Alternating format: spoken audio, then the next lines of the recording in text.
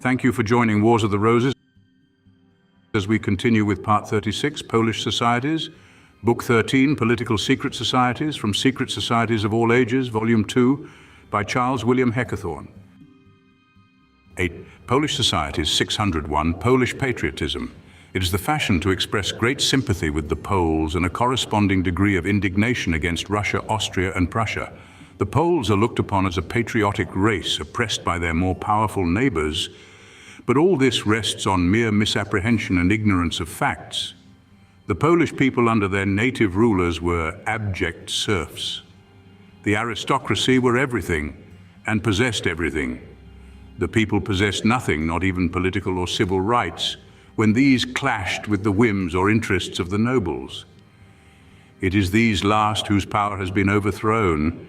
It is they who make war on and conspire against Russia to recover, as is admitted by some of their own writers, their ancient privileges over their own countrymen, who blindly, like most nations, allow themselves to be slaughtered for the benefit of those who only seek again to rivet on the limbs of their dupes the chains which have been broken. It is like the French and Spaniards and Neapolitans fighting against their deliverer Napoleon, to bring back the Bourbon tyrants, and with them the people's political nullity, clerical intolerance, lettres de cachet, and the Inquisition. How John Bull has been gulled by these Polish patriots.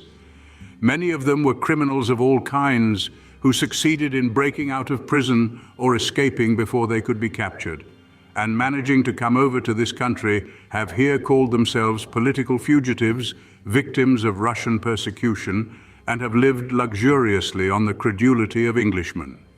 Moreover, the documents published by Adolf Beer from the Vienna and by Max Dunker from the Berlin Archives, 1874, show that the statement of Frederick the Great, that the partition of Poland was the only way of avoiding a great European war, was perfectly true. 602. Various revolutionary sects. One of the first societies formed in Poland to organize the revolutionary forces of the country was that of the True Poles. But consisting of few persons only, it did not last long. In 1818, another sect arose, that of National Freemasonry, which borrowed the rites, degrees, and language of Freemasonry, but aimed at national independence. The society was open to persons of all classes, but sought chiefly to enlist soldiers and officials so as to turn their technical knowledge to account in the day of the struggle. But though numerous, the society lasted only a few years, for disunion arose among the members, and it escaped total dissolution only by transformation. It altered its rites and ceremonies and henceforth called itself the Scythers, in remembrance of the revolution of 1794, in which whole regiments armed with scythes had gone into battle. They met in 1821 at Warsaw and drew up a new revolutionary scheme, adopting at the same time the new denomination of Patriotic Society. In the meanwhile, the students of the University of Wilna had formed themselves into a secret society, which, however, was discovered by the Prussian government and dissolved. In 1822, the Patriotic Society combined with the Masonic rite of modern Templars, founded in Poland by Captain Majewski.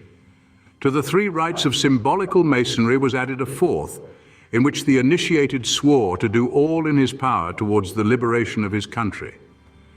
These combined societies brought about the insurrection of 1830.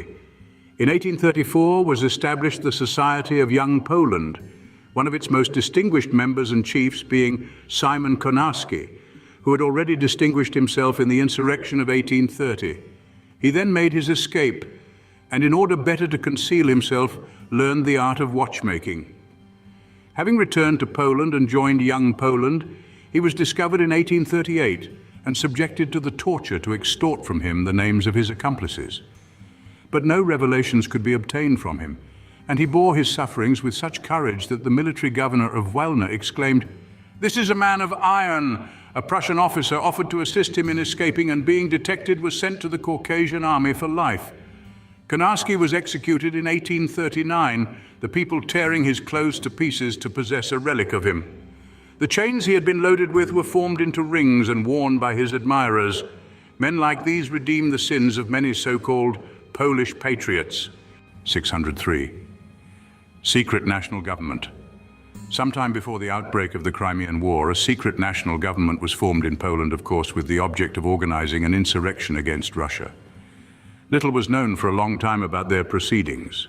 Strange stories were circulated of midnight meetings in subterranean passages, of traitors condemned by courts composed of masked and hooded judges, from whose sentence there was no appeal and no escape, of domiciliary visits from which neither the palace nor the hovel was exempt, and of corpses found nightly in the most crowded streets of the city, or on the loneliest wastes of the open country, the dagger which had killed the victim bearing a label stamped with the well-known device of the insurrectionary committee. So perfectly was the secret of the modern VM-Gericht kept that the Russian police were completely baffled in their attempts to discover its members. At that period, the Poles were divided into two parties, the Whites and the Reds, the former representing the aristocratic, the latter the democratic element of the nation. Each had its own organization. The Whites were mostly in favor of strictly constitutional resistance. The Reds were for open rebellion and an immediate appeal to arms. But a union was brought about between the two parties in consequence of the conscription introduced by Russia into Poland in 1863, which set fire to the train of rebellion that had so long been preparing. But Langiewicz, the Polish leader, having been defeated, the movements of the insurgents in the open field were arrested, though the rebellion was prolonged in other ways, chiefly with a view of inducing the Western powers to interfere in behalf of Poland. But these naturally thought that as the Polish people, the peasantry, had taken very little share in the insurrection, and as Alexander II had really introduced a series of reforms which materially improved the position of his Polish subjects, there was no justification for the outbreak, and therefore justice was allowed to take its course. Subsequent attempts at insurrection with a view to re-establish the independence of Poland were defeated by the action of Italian and other revolutionary sects, because as Petruccelli della Gattina declared in the Chamber of Deputies at Turin in 1864, the Poles, being Roman Catholics, would immediately on their emancipation throw themselves at the feet of the Pope and offer him their swords, blood, and fortunes. These revolutionists are far more astute than our beloved diplomatists.